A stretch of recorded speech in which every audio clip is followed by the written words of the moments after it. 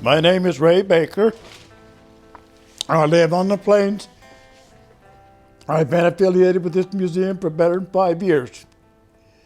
And everything I got in here, I try to document so I know where it came from and the stories behind it. And that's what I want to do. I want to keep it straight. I've got 4 brand new showcases in here. I'm under construction right now. And once I get it done, it's going to be a lot better than it is as you see it today. Now, to start with, one of the most treasured ones I got is this display right here behind Ron. This gentleman here on this, these are all of his uniforms. He was a local, Ted Voigt. His mother and father had a laundromat down here on the square several years ago. This man, from captain, clear bound to his Boy Scout uniform in Troop 66 of Nelsonville that he belonged to. He went 2 tours in Vietnam.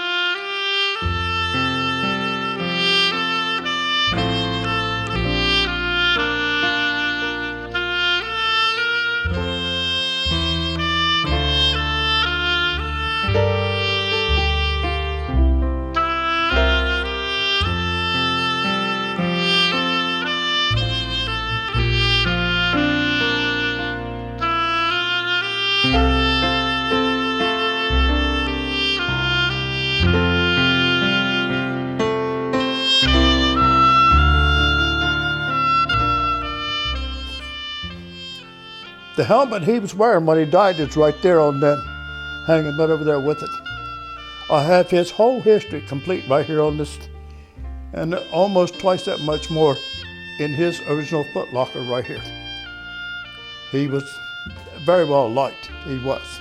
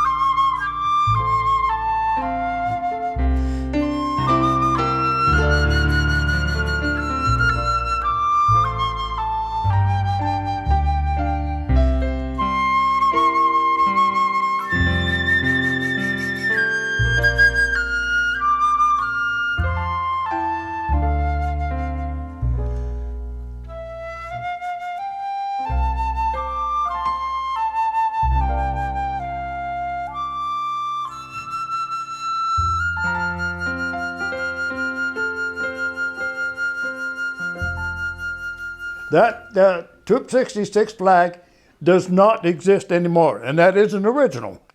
Right below that is the charter that's framed right below that flag. I found that charter when I took over up here, and it was chartered in 1921, Troop 66, and it no longer exists anymore. It's gone. So I don't know where it went from there. I served on the USS Purdy, DD 734, which was just destroyed. It was on the TV a minute ago. That is one of the original banners that flew. I have the original ribbon. This right here, welcome USS Purdy. Anybody that set foot on that ship that period of time is signatured on that banner.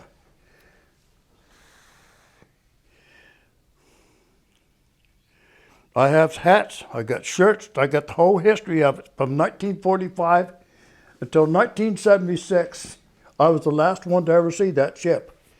I was on, as a matter of fact, there's a story behind that, and it's right here. And I was going up the Cape Cod Canal on vacation. I looked over, and there was going the Pretty was going to the junkyard. And I got into New Bedford, Mass. When I got there, I got the newspaper and found the article. Then I wrote an article and put it into our memory book with the USS Pretty archives, which is all recorded. The reason I got all this, last November, we had our last reunion of that ship. And everybody was there. They found out that I had a museum. Now, all this material that's been collected since 1945 to present date, they found out that I did this museum. Would I like to have it for the museum? I said, oh yeah, as long as I'm alive, the USS Pretty will never die. And that's what I have here. Now I got a whole lot more to put out. Those are my shoes, my cap, my original 1955 ring that I had, my Navy ring, and the names of on there is the reunions I have been to all over the country. So the flag you see that is a German, that is authentic. The uniform you see is not the real McCoy. It's a movie prop, but it's about as near as you could possibly get. A lot of German helmets are here on this table, including these swords.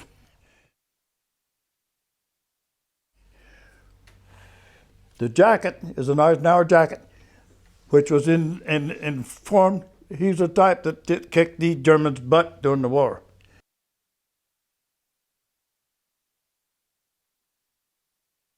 That flag was given to me by one of the younger generations in my family. This was my uncle in World War I. And I got into the books, we'll get to that later. I found his photograph. And the fact that when he was in the World War I, what I didn't know at the time, he had a younger brother. That's Huey Hoyt. His mother was from Gloucester, and I can't find anything on that woman. Nobody's around to help me out with that.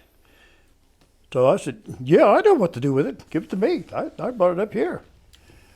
Because that's history of World War I. The German people on those flags displayed everything from the rooftop to the ground, and by the thousands all over the place.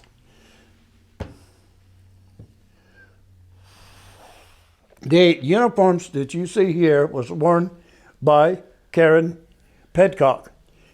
Dee Dee's now running the Pedcock Glass Company here in Nelsonville. That uniforms and that table was donated with the signs that tells what this is all about, and how it worked with the Gray Ladies and the Candy Stripers during World War II. The flag you see above that screen right there is over 100 years old. And there's a tag on there that tells what it is and a little bit about it. There's another interesting article. The other flag that's in the triangle right here belonged to our commander's grandfather. Below that, in the frame, is a letter that was never opened until after he passed away. Never. And that is original. These rifles have been reconditioned. They are in firing order. And also these date back to, this is it's a German Mauser. This one here is Springfield. That's Springfield. And this one over here is I can't even pronounce it. GW98, whatever that is. The sword you see here is also that same period of time. These have all been cleaned. They are workable. They are originals. We had an individual legionnaire that was a champion boxer. Those are his original gloves. Who he was and what he was. That's some of the robes that he wore. And that's also his Legion shirt, the jacket, the small one on the right. That was his Legionnaire shirt.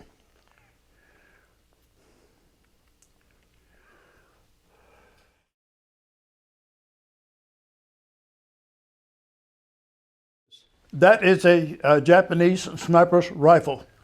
It is authentic. It's sitting on top of the box that was shipped back to the United States in that box that it's sitting on. The uniform you see is not, it's a movie prop, it's not an authentic.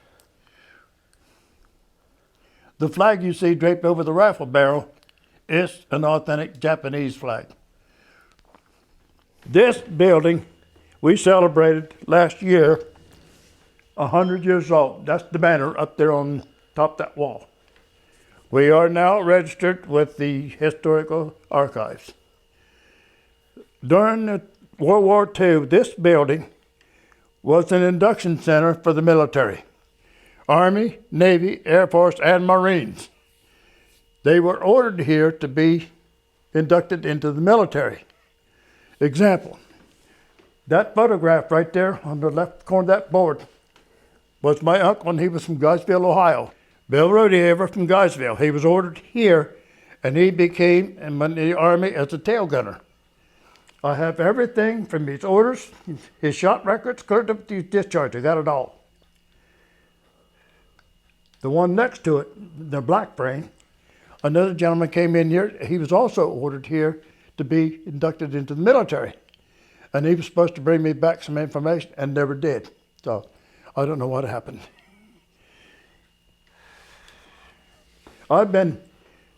This gentleman here, the Baird Stewart estate, which used to be across the tracks over here when they had the Baird estate, okay? Part of his whatever give us a great big grant to put a new furnace in this building just over the last year.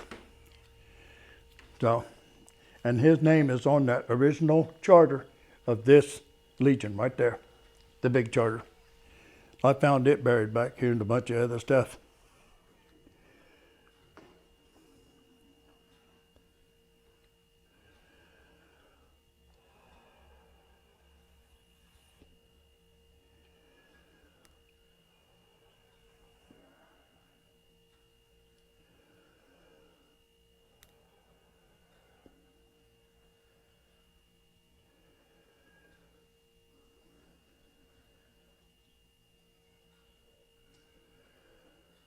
That shotgun you see over there on that wall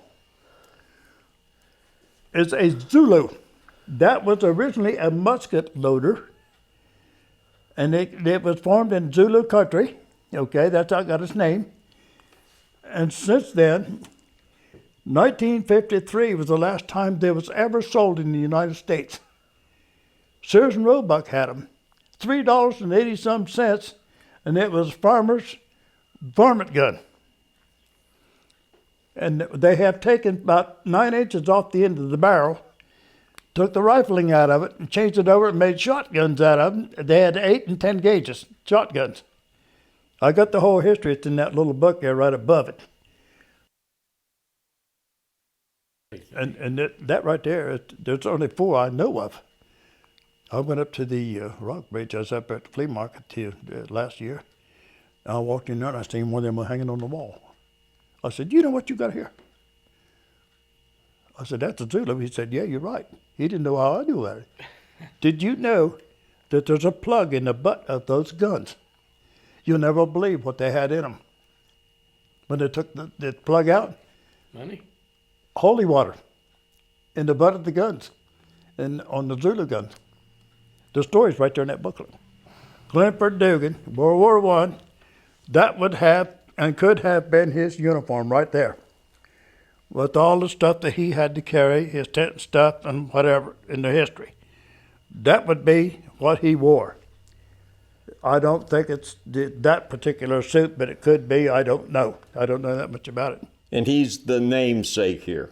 He is. That's how this building, Glenford Dugan, was named after, was that he served in World War I. The uniform you see right there is the only one we got because they're still being used today. And he is a member here, and that's the reason when he retired, that's how we got it. He's still here.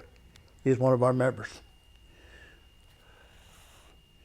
So I'm just lucky to even have it because they're still being used today, that same uniform.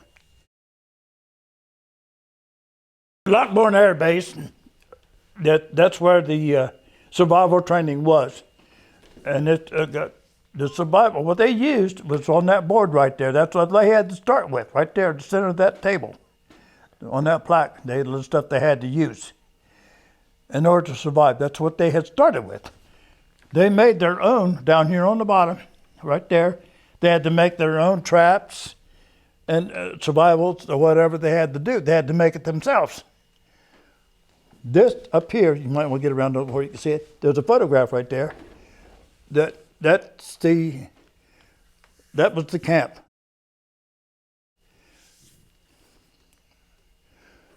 And there's a list of names and story about that.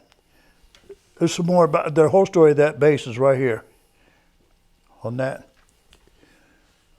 And that's a couple of the jackets that they wore right here behind this table. That bandolier was found on that campground at the time. Now, as we move on, that jacket right there that's on the pedestal, I did not anything about that jacket until the man showed up here last year. Wore that jacket. He was part of the Enola Gay when Hiroshima dropped the bomb. He was an engineer on that aircraft on the photograph up above it. And he donated most of the stuff that's on this table about wind talkers and I don't know what all, that when he was here. And give me the history of it. That set of books right there was headed for Goodwill or the trash can. VFW folded and left them. I scoffed them up. And I had every album except 4 of them was missing. But thank God back here we had another half set back there, and I found the 4 volumes. Those are complete. Now, anybody in the state of Ohio that served in World War I in any category is in those books. So I can look it up if they was there. That one in the scabbard right down there, I found on a website. It's an 03 bayonet. I got 2 other knives over there that was survival knives. One of them is the Air Force uses today on survival if they have to go down in the jungle or something. They have a survival knife. It's even being used by our military flyboys today. A lot of this stuff has been donated through the years.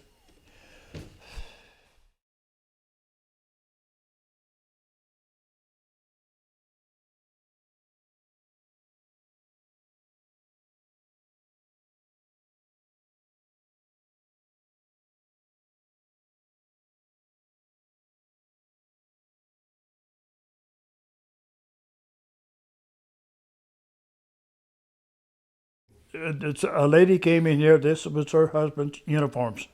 She was here with her daughter and donated those uniforms. And I have a lot of paperwork that came with it. It's in the cabinet, or the second cabinet to your left.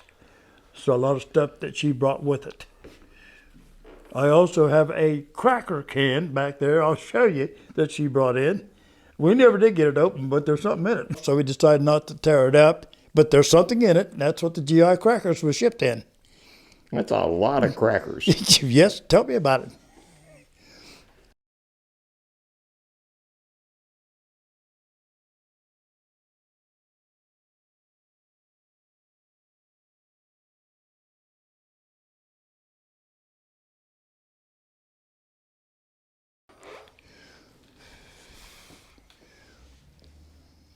That statue that you're looking at right there, there's only 2 in existence.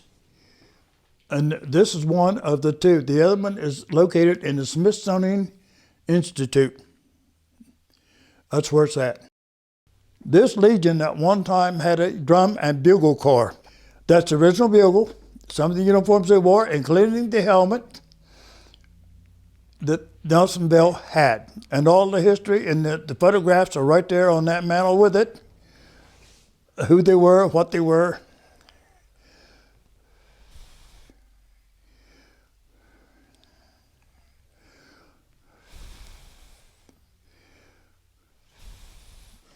Those were part of the Vietnam, just were brought in here. This guy on the right over here, his name was Howdy Shell. Okay? What happened was, down here on the floor was his flak jacket and his helmet right there. They couldn't put his whole name on it, so they put Howdy on his helmet. Because the Howdy Shell was too big for the helmet.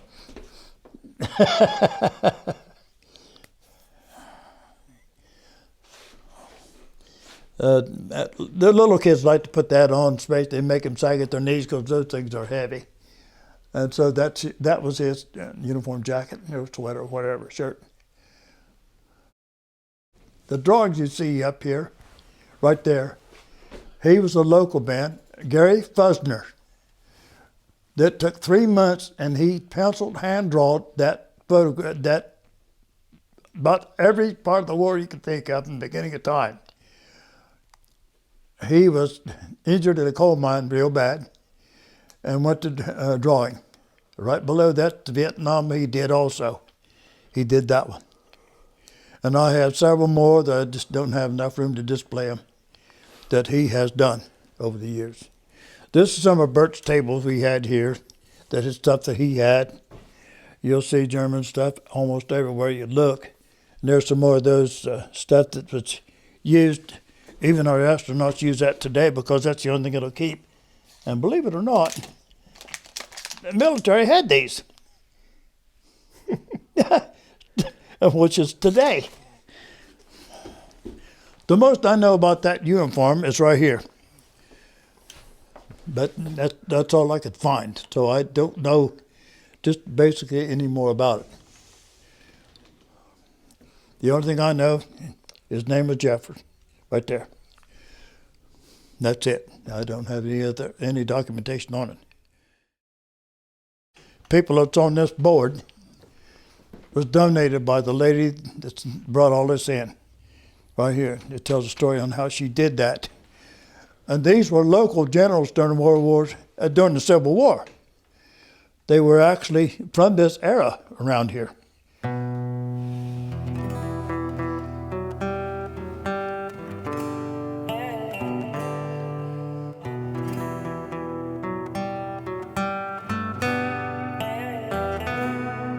People have done so much for this museum, and donations and whatever, anything and everything, that has really put an effort into this building to make it work.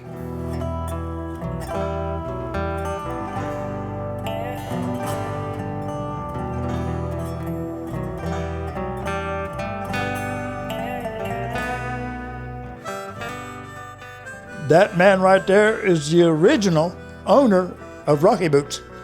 That's him on horseback. That's the daddy of the Rocky Boots. That table right in front of you, the RPOW table, and the book that's on it. And that's the last print ever made. It is designed for school kids. It's all picturesque and tells about this table so kids can understand it all the way through. This is what this table's about.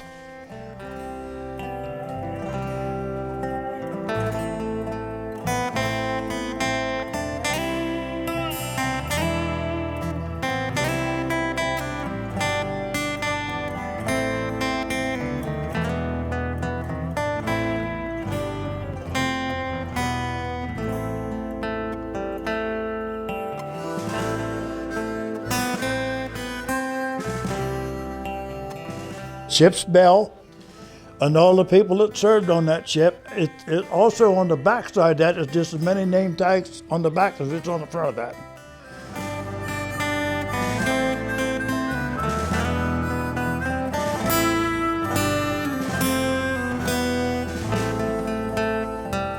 Oh, I'll tell you what, I could talk to you for a week about this place and what's in here.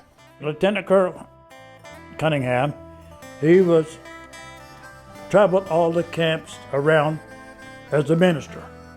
He done all the religions, so no GI was left with one in particular religion. These are his dress uniform, work uniform, and that's the other one up there. Those were his uniforms. The family that lives here donated this, and everything that he traveled with was put into this case, including the air pump organ behind it, right back there. Everything went in that case. How, I don't know, but you did.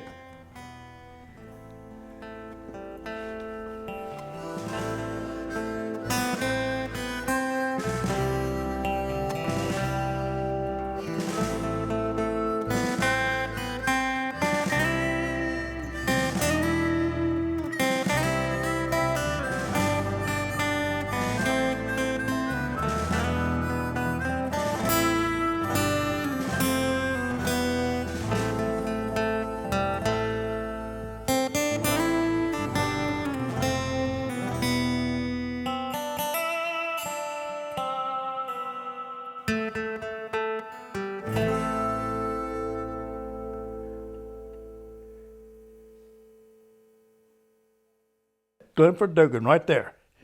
He served under General Pershing in World War I. To me, in our knowledge that we know of, that is signed by General Pershing. That's probably the only one in existence that we know of. So Dugan served under him during World War I. Was found in a haymow in Albany, Ohio. That's 1943 U.S. Army. And my neighbor had that, didn't know what to do with it. He gave it to me.